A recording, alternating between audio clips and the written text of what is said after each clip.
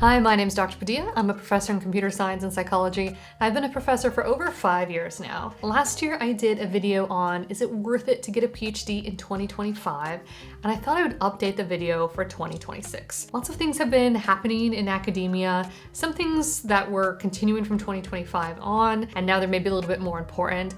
But I thought I would give you my advice now if you're thinking about applying to grad school, or maybe you're thinking, should you continue on in the program? Is it worth it to get a PhD in 2026? So let's jump on in. So let's begin by just talking about why is it useful to get a PhD at all? The number one reason that you should get a PhD is if the job that you want requires a PhD. It sounds simple, but that is really the number one criteria, I think. Do you want a job that requires a PhD? There are lots of jobs out there that are elite, very top level, that don't require a PhD at all. Maybe some people have it, but maybe it's not required. So you really deeply need to think about what is the exact job that you want, and does it require a PhD? If not, then maybe a PhD isn't the only way you need to go. Now, apart from a job in particular, you may just love to learn, okay? Maybe you want a PhD for personal reasons. Maybe you just enjoy it so much. Maybe you don't care about the job. You just personally want to get it because it's going to satisfy something in you. It's one of your main interests, and you just want to see where that takes you. I really think that's a great reason, but you do need to weigh that internal desire to get a PhD with the things that you will be trading, because there are many trade-offs. You can't do two things at once. So during that time of the PhD, the 5-6 years, you could be building a career in another field. You could be building wealth. You could be working on your family. So there is real trade-offs that you need to consider. But maybe you just really want to get a PhD because you love to learn. I get it. I love to learn myself. It was always just a major goal of mine. I thought it would be amazing, a dream come true if I could get a PhD. So that was a major factor for me as well. And for me, the major determinant of wanting to get a PhD is I wanted to stay in academia. The job that I wanted was a professor. I thought it was the best job out there. All the professors I met were so happy and they seemed like they had the best job. I've had a lot of jobs in my time. I was a bartender, I was a janitor, believe it or not, and it just seemed like of the jobs available, this is an amazing job. They got to focus on their own intellectual work. They got to bring that work with them if they changed institutions. So it's kind of like they were building a small business. They got to work with some of the brightest minds that invigorated them with ideas. It all seemed really, really great. The people that I knew in academia were really good role models, had a great work-life balance, and were truly, really, really happy. So I wanted a job in academia. The only way that you can get a job in academia is with a PhD. So that was an automatic yes for me. Now let's talk about the reasons not to get a PhD. As I said, there are trade-offs. So I think number one thing is it is a huge time commitment. When you invest time into one thing, it takes away that time. You'll never get it back. So you don't have the opportunity to invest that time in other ways. PhD is generally 5 to 6, sometimes 7 years. That is a really long time in the prime of your life to be devoting to something. Along with that time commitment is that it's regionally constrained. When you're applying for PhD programs, you are not going to get the option to live anywhere you want. There are certain cities that have more institutions, and there's just universities in certain places. So you might not want to live in any of those places, but you will have to get a PhD in that area. So there are some really serious sacrifices that you might not be willing to make that just are required for the PhD. Another reason you might not want to get a PhD is that it is straight up hard. It is hard work. It's not for everyone. And I will say all jobs are hard. Literally all jobs are hard. When I was a bartender, that was a really, really hard job. I personally do not think getting a PhD is as hard as being a bartender. It's hard in a different way, I guess, but hard in an enjoyable way. Rather than having to work 9 to 5, you get to set your hours, you get to invest your mind into things. You have to work hard, but it's not hard per se. You just have to actively try all the time at it. That's kind of unique for me though. I think other people might have different perspectives where, they might say it's harder than a different job. I don't know.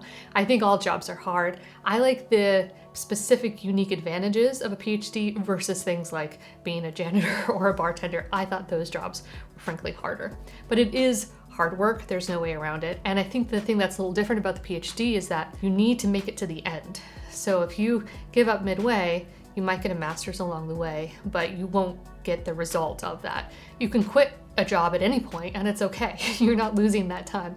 But for a PhD, you need to make it to the end. So it is hard and you have to make it through. And I think that's something that people can really struggle with. We'll say certain PhDs in different fields are harder than others. There are truly really hard PhDs and some less hard PhDs. And I think the really hard ones have to do with the specific lab and the type of research. There are certain expectations from particular advisors that can be exorbitant. They might be asking you to work 60, 80 hours a week, right? That's the way that one person does the job. That's not how science has to be done. So I think there's people who get in situations that are very, very hard and unsustainable, and other people who have an easier time in their PhD. So you want to think about that. Hopefully you luck out and don't get the, awful, slave labor type of PhD. But I do think that's the minority. We hear about these stories online of these, really extreme, horrible circumstances. And I do think that that is the minority of situations. Most people have kind of a regular 40-hour type of work week for their PhD. But that's not to say it isn't hard. It's still quite hard. Now, the last thing I'll say that applies to all years for PhDs is that it can be really emotionally draining, maybe more than other types of jobs. Again, other jobs are different in terms of emotion. Emotionally, it can be hard, for example, to be a bartender because you have to deal with crazy clients coming in. But for the PhD, it is emotionally hard because your work often you associate with yourself. So when you get rejections, you might personally feel rejected. That is not the case. But if you're susceptible to feeling really extreme emotions associated with rejection, it might be harder on you than others. Also, you're going to get better as you go. So you're not going to be good at the job when you start. Of course, that's the same with all jobs, but I think that can be really hard on people when they're seeing other people advance, they're comparing themselves to others. That could just be really, really emotionally hard on them. Also, like I said, your relationship with your advisor could be very hard. Again, that's the same with all jobs, right? You have a manager, you have a boss, but in particular, for whatever reason, there can be lots of emotional conflict between your advisor and you. And that can be really, really hard. So that's really a summary of just the general things that apply all years. Let's talk about some stuff that's specific to 2026. 2026 is a particular interesting time in history, especially for the US. And I think it can be scary to want to get into academia because there is a general sentiment of aversion towards science and academia if you are focusing online. You see lots of anti-science sentiment on many forums out there. You see it sometimes in my videos. In fact, my most popular video, I think people were hate watching because they were anti-science. And that's just kind of the state of online American culture right now. So that can be really scary. I get it. If you're online, you're seeing all of this, anti-science rhetoric. That can be very nerve-wracking. But I will say, as someone who's prominent online as a scholar, I think that rhetoric and that sentiment is stronger online than it is in person. I have lots of friends and family. The majority of my family frankly has different beliefs than myself and are kind of more leaning towards anti-science. Not that they are anti-science, but they're part of groups that are more anti-science sentiment. And they don't express those things towards me.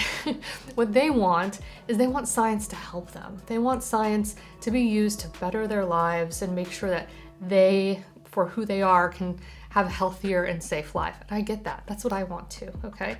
So they don't think I should lose my job, that, academia should be burned down, the types of things that you read online. But they just really want to make sure that science, their tax dollars to some degree, are being used effectively. And I totally get that. So I will say, I don't think unless you're wanting to be a public-facing person on the internet, advocating for science like I am myself, you're not going to get as much of that strong anti-science sentiment that you might be seeing online. So if you're concerned about that in 2026, I actually don't think you need to be that terribly concerned. Something I do think you should think deeply about is the relationship between AI and the field that you're going into. It is possible that the field that you're going into for a PhD is highly impacted by AI, and that can happen in two ways. One is that you need to utilize AI heavily within your field. Another form of it is that your field might be kind of going away or dying because of AI. Maybe a lot of the jobs in that field are being replaced by AI. Okay, so I think you need to evaluate those two things. If your field heavily uses AI, you need to ensure that whatever programs you're going into provide you that training, because that is not going away. And if you're not trained in those skill sets, you will be behind and at a major disadvantage during hiring. Okay, if the job is being replaced by AI, that should be more concerning. Most of the jobs that we're seeing that are getting replaced by AI are ones that are wholly on a computer. Things like web developers or data analysts, copy editors, that type of thing. If your field has a physical component where you're working with people or with equipment, your job is probably safer for the time being. But I just want you to think deeply about, is there a long-term place for your field in light of how AI is being integrated into fields and how it is replacing many jobs? Along with that, I think you need to think carefully about if your program is training you with the top methods. If you're at threat of being replaced by AI, as many fields are, there are some ways to kind of buffer yourself from that. One is you just have to outperform AI. So maybe there's some functions that AI could do well and some that they can't. Definitely train yourself in advanced methods for that. So you're not just competing against all the people in your field, you're also competing against AI. And you need your program to train you for that. I think a lot of programs are on the back foot and maybe not prepared for how to kind of deal with this circumstance. So just be crystal clear-minded and focus that if your field is at threat of being taken over by AI, replaced by AI, there's certainly ways to give yourself a competitive advantage, and you want to ensure that your program is setting you up to do that. The last major thing I'll talk about that I think is specific to 2026 is for institutions in the US. I think that it can be really challenging for students outside of the US to be in the US being educated at this time. So first, I think it can be pretty emotional to be an international student in the US at this particular time. There are so many uncertainties and it can feel like some of them might be directed at you, and I totally get that. I think that it is more challenging for international students in the US right now than in the past. It's certainly more challenging than students from the US. I think in addition, like a very explicit practical example is that some of my students and students that I know are having difficulty traveling to conferences based on their visa situation. So traditionally when you're in a PhD program, you apply to conferences, and part of the fun is that you travel and get to see new places and present your research. About half of the students that I know are not allowed to travel based on various visa situations because they might have a hard time entering the US after that travel. And I totally get that. So that basically means that a major factor of their education, an important part of their learning experience, they don't get access to. And that is very unfortunate. I think you should think deeply if you're a student outside of the US applying to US schools. I think it can be pretty challenging right now, maybe more than any other time in history. I definitely don't want to discourage you from doing it. I think if that's, if you have the school you want and it's perfect for you, I think that is great. I think that education in the US is still the top in the world, so it would be useful to have access to that education, but you have to go into it open-eyed and know that there will be more challenges for you as an international student attending university in the US, unfortunately. Okay, so that sums it up for all of my updates to 2026. Like I said, I think that being in academia is the best job in the world. I love it to pieces. I always feel truly so blessed that I had the opportunity to have this job, opportunity to work with amazing students, amazing collaborators. I'm just in awe that I was able to get this opportunity. I hope that you get this opportunity as well. I know you can if you keep trying. If you found this video useful, please give it a like and subscribe for more videos on academic success. Academia can be tough, but you don't have to go through it alone. Keep learning, keep growing, and I'll see you in the next one.